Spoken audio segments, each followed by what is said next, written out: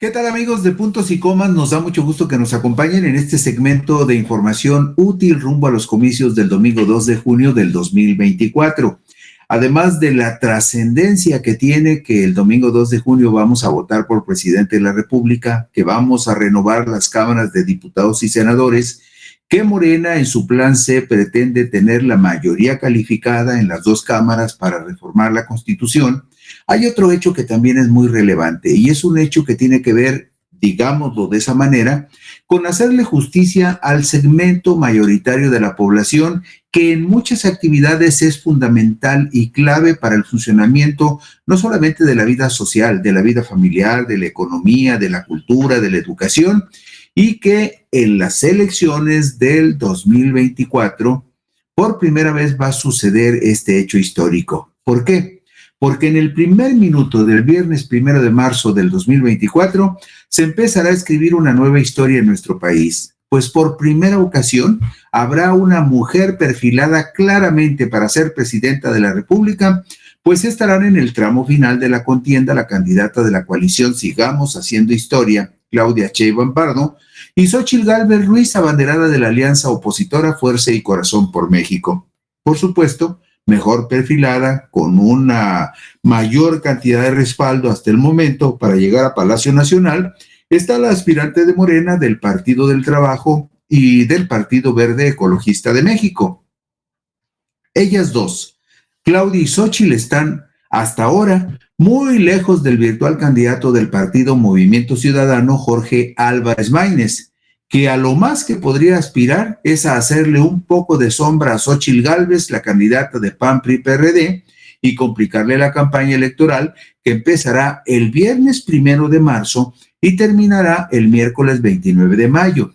Claudia y Xóchitl pasarán a la historia como la séptima y la octava mujeres que participaron en una contienda presidencial en nuestro país, pero con una pequeña diferencia. Su participación no será meramente testimonial, porque al cerrar la jornada del domingo 2 de junio del 2024, por ahí de las 6, 7 de la noche, estaremos hablando de la primera presidenta de la República en toda la larguísima historia de nuestro país. Y bueno, esta es también una larga historia de marginación y desencantos, de desencuentros, y la primera mujer, quizá algunas personas que son más jóvenes no lo tengan muy claro, pero si no es así, para eso está la información y la investigación que se tiene que hacer, porque la primera mujer que fue postulada como candidata a la presidencia de la República fue doña Rosario Ibarra de Piedra en el año de 1982. Esa señora que ustedes ven en la pantalla es doña Rosario Ibarra de Piedra, una mujer que fue pionera en la desgracia y también en la búsqueda de su hijo desaparecido durante algún episodio de la llamada Guerra Sucia en los años 70, cuando el gobierno federal encabezado por el PRI secuestraba, privaba de la libertad a muchos ciudadanos, muchos de ellos incluso inocentes, y los desaparecía para que nunca jamás se volviera a saber de ellos. Cuando en la cúspide del poder presidencial, el PRI, el presidente priista en turno, era represor, abusivo, nada que ver con lo que ahora se le atribuye a López Obrador cuando dicen que es un presidente autoritario y que es un presidente que inhibe la libertad de expresión. No, quienes vivimos de cerca la década de los años 70 y los 80 y quienes vivieron los 60 también, son personas que saben que este régimen priista que ahora hace alianza con el PAN y con el PRD era un régimen represor, arbitrario y salvaje que desaparecía tanto aquellos que lo desafiaban de manera abierta, como en su momento fue la guerrilla de los años 70, como muchos inocentes que fueron acusados injustificadamente y fueron desaparecidos. Bueno, pues doña Rosario Ibarra de Piedra fue de las pioneras en esa desgraciada tarea, esa tarea triste y dolorosa de buscar a su hijo desaparecido, que en su momento fue detenido por fuerzas del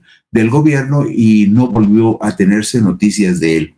Esa doña Rosario Ibarra de Piedra, que fundó ese comité conocido como Eureka, ella fue candidata a la presidencia de la República, fue la primera mujer candidata a la presidencia de la República en el año de 1982, postulada por el Partido Revolucionario de los Trabajadores, un partido de izquierda de ideología o filiación trotskista, al que en algún momento dijo que si con el que de ideología con la que en algún momento dijo Xóchitl Gálvez que había simpatizado o se le atribuye simpatía, pero no. La afiliación de doña Rosario con la izquierda es desde hace muchísimos años, y de tal manera que el Partido Revolucionario de los Trabajadores, el PRT, que ya desapareció, la postuló candidata en 1982, cuando sacó el 1.77% de los votos. 6 años después, doña Rosario fue otra vez postulada en 1988. Muchos jóvenes la pueden ver en fotos con Cuauhtémoc Cárdenas y la pueden ver en fotos con Manuel Cloutier, porque en 1988 fue cuando se cometió el primer gran fraude contra la izquierda, cuando todos los indicios eran que Cuauhtémoc Cárdenas Solórzano había ganado la presidencia de la República y se la entregaron en bandeja a Carlos Salinas de Gortari cuando todo indicaba que había perdido, y fue cuando sucedió ese hecho que se conoce como la caída del sistema. Era presidente de la República Miguel de la Madrid y era secretario de Gobernación Manuel Bartlett Díaz, quien actualmente está en la Comisión Federal de Electricidad. A Manuel Bartlett Díaz le tiraron o se le cayó el sistema o fue responsable de que se cayera el sistema, que fue el punto de quiebre para desvirtuar la tendencia electoral que iba favorable a Cuauhtémoc Cárdenas y después resultó favorable a Carlos Salinas de Gortari. Eso fue en 1988, cuando por segunda ocasión doña Rosario Ibarra fue candidata presidencial y obtuvo el 0.38% de la votación. Pero de allí en adelante, y lo vemos en la tabla que está en este momento en pantalla, en 1994, 2 mujeres participaron en la contienda electoral. Cecilia Guadalupe Soto González, que fue candidata presidencial por el Partido del Trabajo, obtuvo en la elección presidencial el 2.75% de los votos. En esta campaña, ustedes lo recordarán, la de 1994, el candidato presidencial fue Ernesto Zedillo Ponce de León, candidato de relevo después del asesinato de Luis Donaldo Colosio. Y también en 1994, Marcela Lombardo Otero fue candidata presidencial por el Partido Popular Socialista y apenas alcanzó el 0.47% de los votos. No sabemos si esos porcentajes sean reales, porque todavía en esa época el partido gobernante manipulaba los organismos electorales, manipulaba las votaciones, manipulaba los conteos oficiales y decidía de qué manera se iban a resolver los resultados de las elecciones. En el 2006, Dora Patricia Mercado Castro fue candidata presidencial del Partido Socialdemócrata en esa elección del 2006, cuando fue candidato presidencial Felipe de Jesús Calderón Hinojosa. Y curiosamente, Patricia Mercado es actualmente la coordinadora de la campaña presidencial de Jorge Álvarez Maínez, el virtual candidato presidencial de Movimiento Ciudadano. Patricia Mercado ganó nada más el 2.70% de los votos. Y en 2012, Josefina Eugenia Vázquez Mota fue postulada candidata presidencial por el Partido Acción Nacional en unas elecciones que todos los indicios muestran que el entonces presidente de la República panista de 2006 a 2012, Felipe Calderón Hinojosa, pactó de alguna manera y ayudó de alguna manera a que en esas elecciones del 2012 ganara el candidato del PRI, Enrique Peña Nieto, en detrimento de la campaña de su compañera Josefina Eugenia Vázquez Mota, que apenas logró el 25.39%.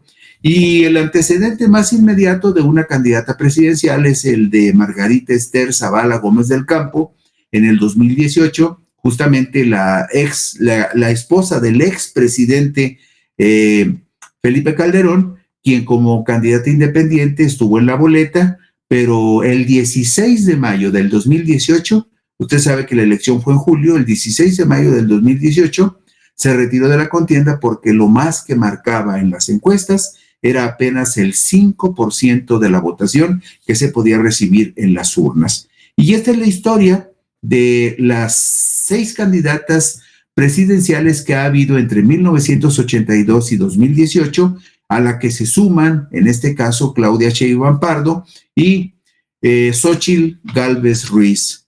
Desde 1980, las mujeres son mayoría en el país. Este es lo irónico del caso. Si ustedes ven la diapositiva número 9 que nos va a poner Luis enseguida, ahí observamos, por ejemplo, que a partir del año de 1980, es el segundo cuadrito de arriba, el que está como en café, a partir de 1980, las mujeres son mayoría en el país. 34 millones contra 33, de acuerdo con el Censo de Población y Vivienda de 1980. Y luego en el censo de 1990, las mujeres representaron 41 millones por 40 millones de los varones. Fue aumentando. En el 2000 ya había 50 millones de mujeres por 48 de hombres. En el 2010 las mujeres ya eran 57 millones contra 55 millones de varones. Y actualmente en el censo 2020 se llegó a la conclusión que había 65 millones de mujeres por 61 millones de varones. Esos son números ya muy contundentes de la fuerza social, económica, política y electoral que tienen las mujeres y que seguramente se va a ver reflejada en la elección del 2024 por una razón muy simple. El último análisis que hizo el Instituto Nacional Electoral con respecto a la participación de las mujeres en las elecciones del 2018, hay un número muy impresionante. Las mujeres votaron un 10% más que los varones en las elecciones del 2018. Y eso significa que las mujeres van a influir de manera determinante en la elección del próximo domingo 2 de junio. Y nada más como dato para documentar los hechos hasta este momento, hoy revisaba la lista nominal de electores con corte al jueves 8 de febrero, que vemos en la diapositiva siguiente. El corte es al jueves 8 de febrero del 2024 y esta lista nominal, que está en la diapositiva 10, nos dice que en este momento, a unos días, estamos a 14 y esta medición, este corte es hasta el 8, hay 47.235.000 varones contra 50.959.000 mujeres. Casi 51 millones de mujeres por 47 millones de varones, que representan porcentajes, las mujeres del 51.90%, casi 52%, contra un 48% de los varones. Esto es un dato contundente de la relevancia que debemos atribuirle y reconocerle a las mujeres en la vida social, económica, cultural, política y social de este país. El diario de debates de la Cámara de Diputados del Congreso de la Unión, de fecha martes 7 de septiembre de 1954, martes 7 de septiembre de 1954, publicó el acta en la que consta que Aurora Jiménez de Palacios, a lo mejor este nombre no le suena a la mayoría de la gente, pero es importante tenerlo presente. Aurora Jiménez de Palacios tomó protesta el 7 de septiembre de 1954 como la primera mujer en la historia de México que llegó a ocupar una curul de diputada federal en el Poder Legislativo del Congreso de la Unión. La historia es que Baja California había dejado de ser territorio para convertirse en un estado libre y soberano que se incorporó al Pacto de la Unión en la República. Esto ocurrió apenas en 1952. Baja California, igual que en su momento Quintana Roo, no tenían la población suficiente para ser considerados estados de la República. Cuando eso sucede, que fue en 1952, Baja California se convierte en un estado de la República. Y en 1954 hubo elecciones extraordinarias para elegir un segundo diputado federal que representara a esa entidad. Y fue en esa circunstancia que Aurora Jiménez de Palacios y quien le acompañaba como suplente, Onésimo López, postulados por el PRI, obtuvieron 34.685 votos para ser diputados federales por el estado de Baja California, y fue la primera mujer en la historia, Aurora Jiménez de Palacios, quien llegó al Congreso como diputada federal. Pero la historia de los derechos político-electorales de las mujeres en México ha sido muy larga, muy sinuosa y también muy accidentada. El miércoles 12 de febrero de 1947 se publicó en el Diario Oficial de la Federación una reforma al artículo 115 constitucional con la adición de un párrafo que permitía la participación muy limitada y marginal de las mujeres en las elecciones. Decía esta reforma de 1947: en las elecciones municipales participarán las mujeres en igualdad de condición que los varones, con el derecho de votar y ser votadas, pero nada más en las elecciones municipales. Fue hasta el sábado 17 de octubre de 1953 cuando el presidente Adolfo Ruiz Cortines promulgó la reforma al artículo 34 constitucional para que las mexicanas pudieran ejercer su derecho pleno de votar y ser votadas en las elecciones federales de todo el país. El referido precepto quedó así, algo que ahora nos parece muy normal, pero que en 1953 fue una maravilla. Son ciudadanos de la República los varones y las mujeres que, teniendo la calidad de mexicanos, reúnan además los siguientes requisitos: haber cumplido 18 años siendo casados o 21 años si no lo son, y tener un modo honesto de vida. Pero eso sucedió hasta 1953, cuando se les dio el voto pleno a las mujeres. Y en la diapositiva 13 vemos cómo ha ido evolucionando esta situación con la integración histórica de la Cámara de Diputados con respecto a la presencia de las mujeres. Ustedes ven, por ejemplo, que de 2003 a 2006 nada más había un 23% de mujeres en la Cámara de Diputados, pero ya para la legislatura que corresponde al 2018-2021, esta presencia de las mujeres ya había llegado al 47.8%, pero lo mejor es lo que les voy a mostrar enseguida. Vean ustedes la diapositiva número 14. En esta diapositiva vemos cómo quedó la legislatura que está en este momento en funciones del 2021 al 2024. Y lo sintetizo de esta manera: 250 mujeres y 250 hombres. Es decir, una paridad absoluta entre mujeres y hombres, algo que se logró después de varias décadas de mucho trabajo y de mucha e insistente presión para que se respetaran plenamente los derechos de las mujeres. Y en la diapositiva número 15 vemos cuántas mujeres de mayoría relativa y por qué partidos llegaron a la Cámara de Diputados en este momento en la legislatura 21-24, y también cuáles partidos les dieron más posiciones de mayoría relativa y de representación proporcional a las mujeres. Ahí tienen ustedes los datos. O sea, por ejemplo, Morena tiene 66 mujeres que ganaron de mayoría y 37 de representación proporcional, en tanto que 58 hombres llegaron por mayoría y 39 de representación proporcional postulados por Morena. Y vemos otros casos más modestos, como por ejemplo el ya en proceso de desaparición PRD, que solamente tuvo 4 mujeres por el principio de mayoría relativa, 4 de representación proporcional, 3 varones de mayoría relativa y 4 de representación proporcional, para un total de 15. Pero lo importante en este caso es corroborar una vez más que en la Cámara de Diputados llegaron 250 mujeres, la misma cantidad que varones, 250 hombres, y eso es una paridad absoluta y plena por primera vez en la Cámara de Diputados. Es la primera vez que sucede, ¿eh? Y las primeras 2 mujeres electas para ejercer el cargo de senadoras de la República fueron María Lavalle Urbina por el estado de Campeche y Alicia Arellano Tapia por el estado de Sonora, quienes llegaron a la Cámara Alta para el periodo 1964-1970. La histórica participación de estas senadoras fue de tal relevancia que en 1965 la senadora María Lavalle Urbina fue también la primera mujer que presidió el Senado de la República. Desde 1953 hasta 1965, una mujer presidió por primera vez el Senado de la República. Y cerramos con la diapositiva 17, donde vemos la proporción de mujeres que ha habido en el Senado. Por ejemplo, en el gobierno de Vicente Fox hubo un 15.63% de mujeres. En el gobierno de Peña Nieto, de Felipe Calderón, hubo un 17.19% de mujeres.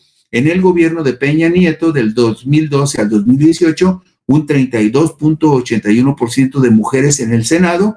Y con la administración de Andrés Manuel López Obrador, del 2018 al 2024, llegaron 63 mujeres que representan el 49.22% del Senado de la República. Es decir, casi hay la mitad de mujeres en el Senado de la República, y esto sucedió apenas hasta el gobierno de López Obrador. Y con esto concluimos esta revisión, pero lo importante es esto: a partir del 1 de marzo hay 2 mujeres perfiladas para la presidencia de la República, y por primera vez este país va a tener una presidenta de la República. Así concluimos hoy Puntos y Comas. Gracias por su gentileza y su atención. Por aquí nos encontraremos mañana.